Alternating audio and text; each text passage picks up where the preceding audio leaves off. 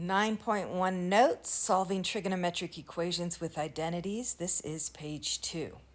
So at the top here, we're just going to crank out a couple of these because sometimes there are little tricks that you need to see, and then you know what to use and where.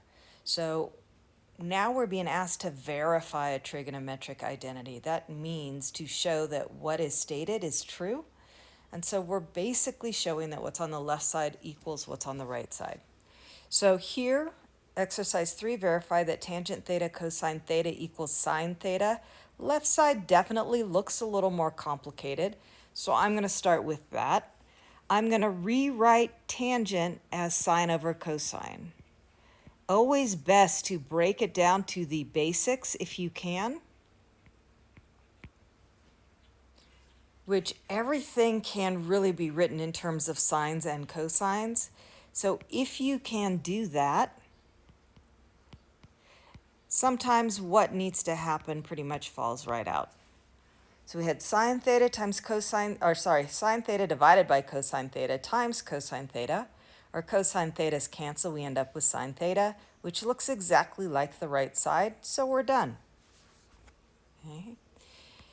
Exercise 4, you're told to use the even and odd functions. The only place I have that negative x is in that second set of parentheses. So I'm going to go ahead and rewrite. Again, I'm just working with the left-hand side. It looks a little more complicated.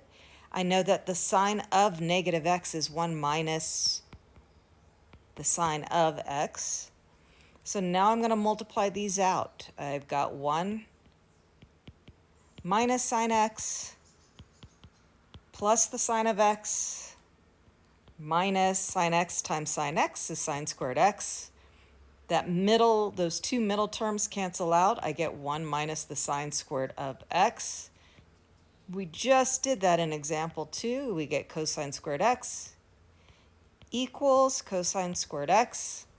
And so we are done. I'm going to stick equals here so I know that even if it gets a little longer, I was just working with that left-hand side. So, exercise 5, we're asked to prove using the fundamental trigonometric identities and algebra. Okay, so again, I want to take one side, show that it looks exactly like the other side.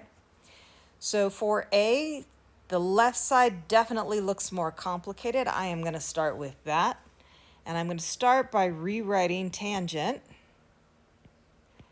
as sine x over cosine x. Sometimes that equal sign just helps me to frame and show me what side I'm working with. So this says, just a reminder, that sine x divided by sine x over cosine x, which I can rewrite as a multiplication. Cosine x times cosine x over sine x. Now I have a sine x in the numerator and 1 in the denominator. I end up with cosine x over here on the left, which is exactly what I was trying to get to, my cosine x on the right. And that one is done. Just a minute there. I slide on over. B, I got tangent squared x times cosine x over 2 secant x. I want to show that that's equal to 1/2 the sine squared x. Left side definitely looks more complicated, so I'm going to start by rewriting that.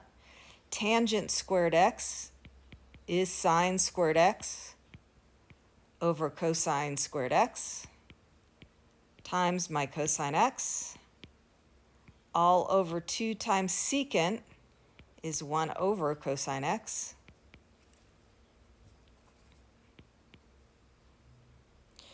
That 2 in the denominator, I can pull that part out and just work with what I have left.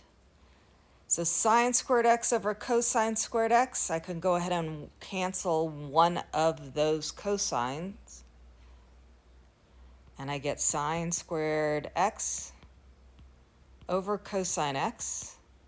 That's still being divided by 1 over cosine x.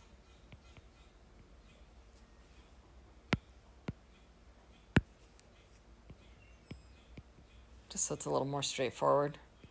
So that gives me 1/2 times We got sine squared x over cosine squared x, cosine x, divided by 1 over cosine x,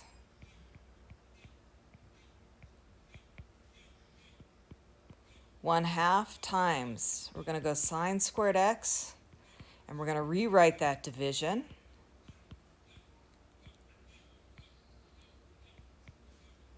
My cosine x's cancel. I get equals 1 half sine squared x, which is what we have on the right-hand side.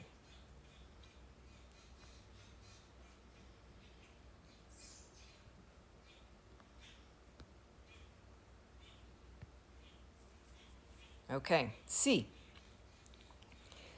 Cosine x plus tangent x equals cosine squared x plus sine x all over cosine x.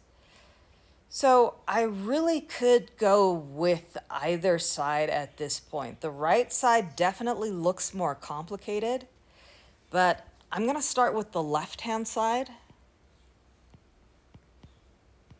because I know that I can rewrite tangent as the sine of x over the cosine of x. Because I want to be able to add these, I need a common denominator. I am going to multiply my first term by cosine x over cosine x.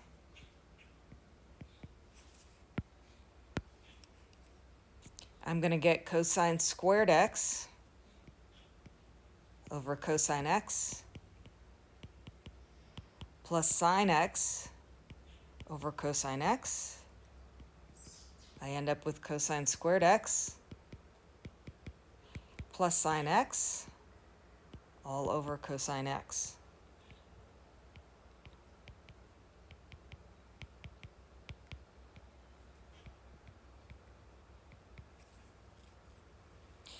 Down below, I'm going to do this one again, but this time we're going to go ahead and start with that right-hand side.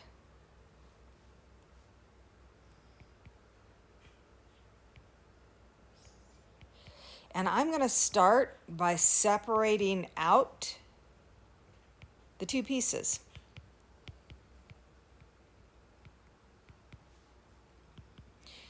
Cosine squared x over cosine x is just cosine x. Sine x over cosine x is tangent x.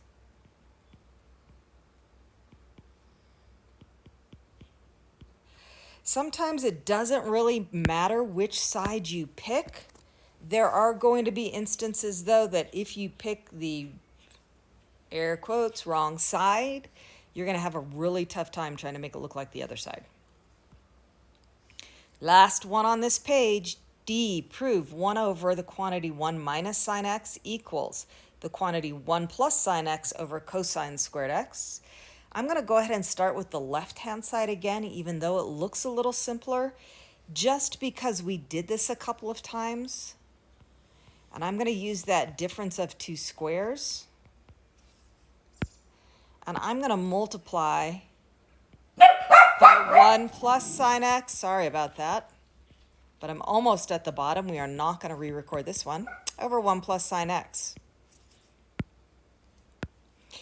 I do that because now I end up with 1 plus sine x in the numerator. And my denominator, when I multiply these out, I get 1 minus sine x plus sine x minus sine squared x, which should look a little familiar from the first page. I get 1 plus sine x over 1 minus sine squared x.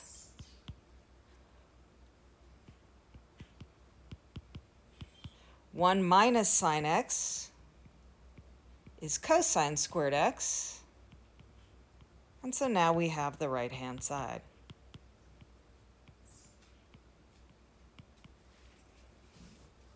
And we're done.